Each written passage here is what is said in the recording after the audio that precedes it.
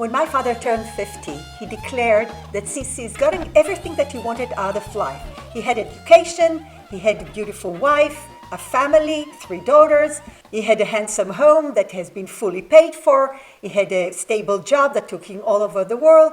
He was ready to hand over the keys and become an ancestor. Really? To die?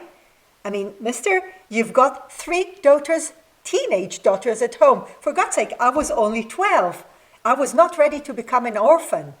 So after stressing out his daughters and making them believe that they are going to lose their father, he did not die at 50. He did not die at 60, nor at 70, or at 80. But that's beside the point. After his retirement at 65, he went on to get several more degrees at the university. He went traveling around the world, and he actually became a centennial. Oh, midlife, do you also resent the fact that society draws a line at 50? You either made it or you're beyond the hill. If you didn't get married, if you didn't have a family, if you didn't get your dream job, if you didn't publish a book, if you didn't become a manager of your department at work, so what? Beyond 50 is a whole new lifetime that you can achieve so many things. And I've achieved so many things just in the decade between 50 and 60 that I didn't really plan. I didn't think about. I didn't know that I was going to do that. Some things that I never dreamt about, and some things that I've dreamt about and never thought that I was going to do. So let's see what kind of skills I've acquired after I turned 50. And let's say it's only some of the skills. Hi fabulous humans, welcome to my channel. If you're new to me, my name is Yael Gilboa and this is the Uplifting Lifestyle Vision channel, your go-to place for aging with a flair.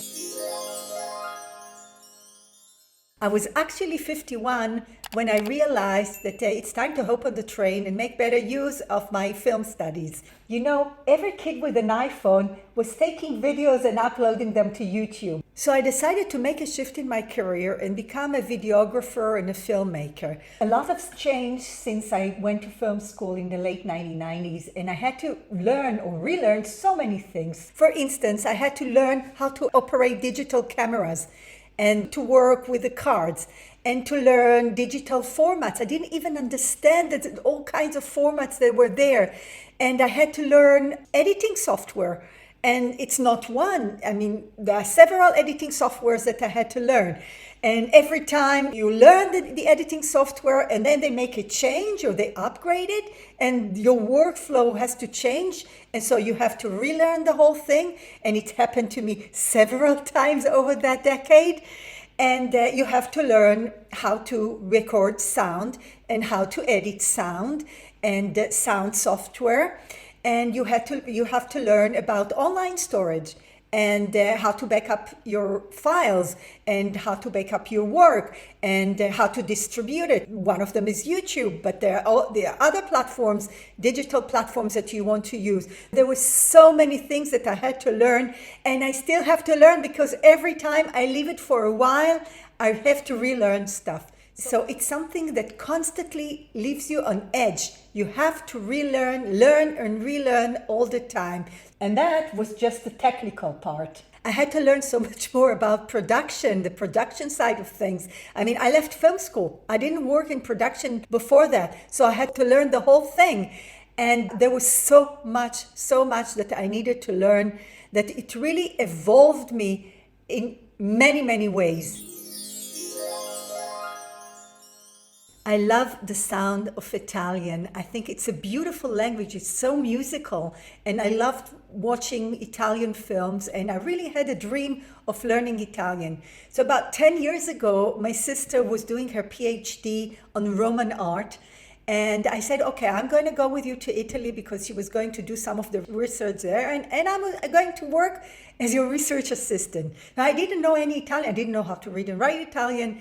And I started learning, I did it with Duolingo. I didn't take something very advanced, but I kept it for over 3 months. And by the time we went to Italy, I mastered enough to understand, to speak some, to read and write, and I could actually be of help. And full disclosure, I speak some Spanish and French, so I'm not new to Latin languages. So a year ago, I went with a friend to Italy, and I must say that I remembered enough to get by, and I was very happy about that.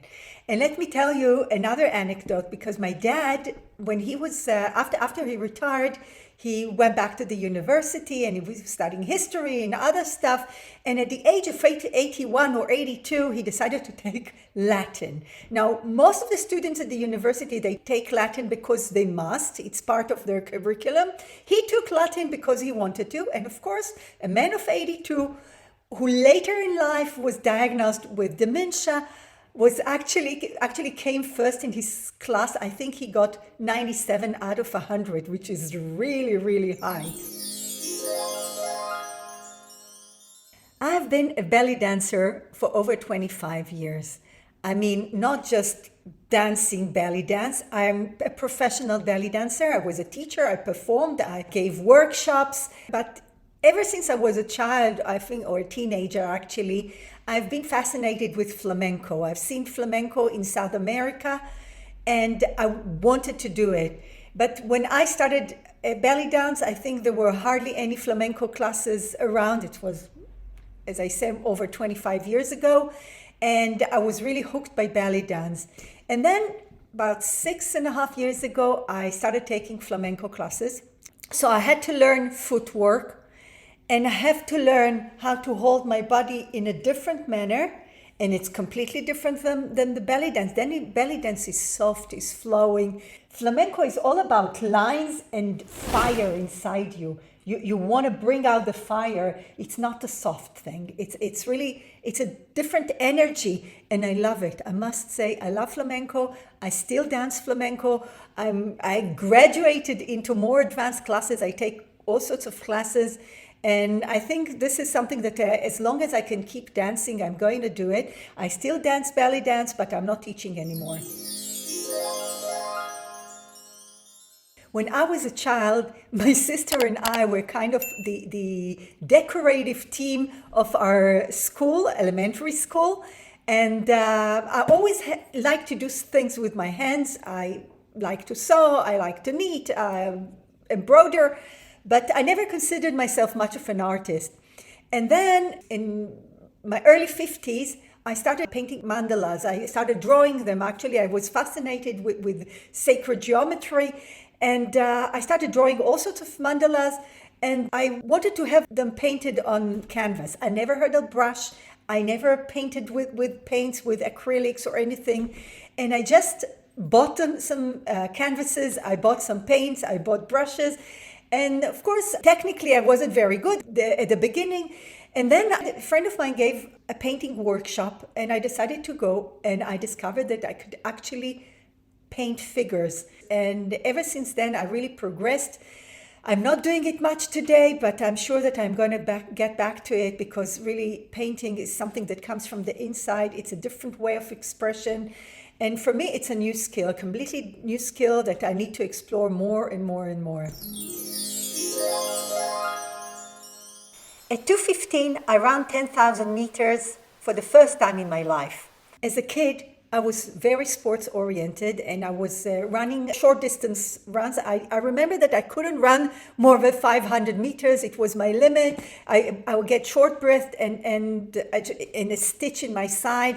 And so I thought maybe I'm only there to run the 100 meters, 200 meters, and no more than that. I was very good. I was very good sprinter, and I even beat the guys, the boys in my class, got beaten for that. But I could never run long distance. And then a friend of mine started training, and she convinced me to join her. At the beginning, I just walked, and then I started adding short runs. 100 meters, 200 meters, 300 meters, 1 kilometer, and then 2 kilometers. I actually went to the Jerusalem Marathon and ran 10,000 meters, 10 kilometers, first time and last time in my life. But I'm not talking about that because I didn't continue. I was introduced to stand-up paddleboarding, SUP. I think about 10 years ago when I started seeing the first ones when I walked along the beach. And I was fascinated. I was so envious by people who were doing this. And I said, I want to do this. I want to do this. And then I realized that I knew some of the women who were doing it. And there was a group of women, they called themselves Sub Sisters. And they went up early morning, every kind of weather. It was cold, it was hot, it doesn't really matter. As long as the sea was comfortable enough for paddleboarding.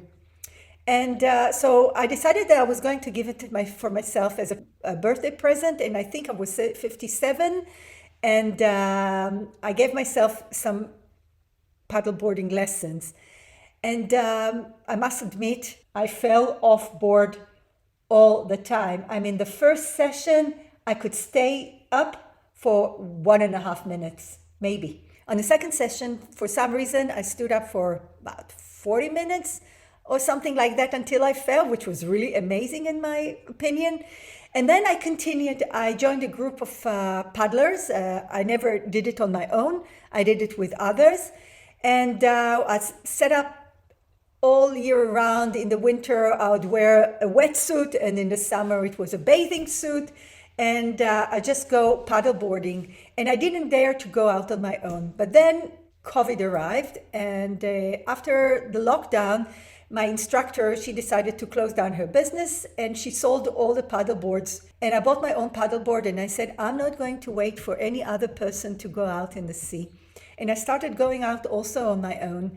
And I must say, apart from feeling braver, I mean, it's the sea is enormous and it's huge, humongous.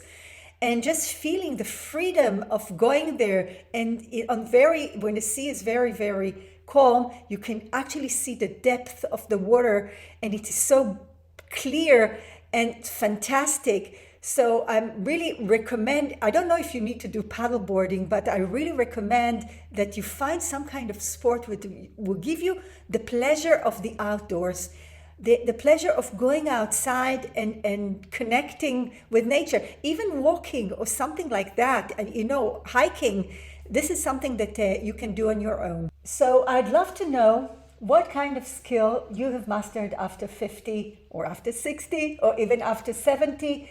I mastered some new skills after 60, but maybe that's for another video. If you haven't subscribed yet, hit the subscribe button, hit the bell, and join me for another video that would inspire you how to live your life fully after turning 50, 60, 70.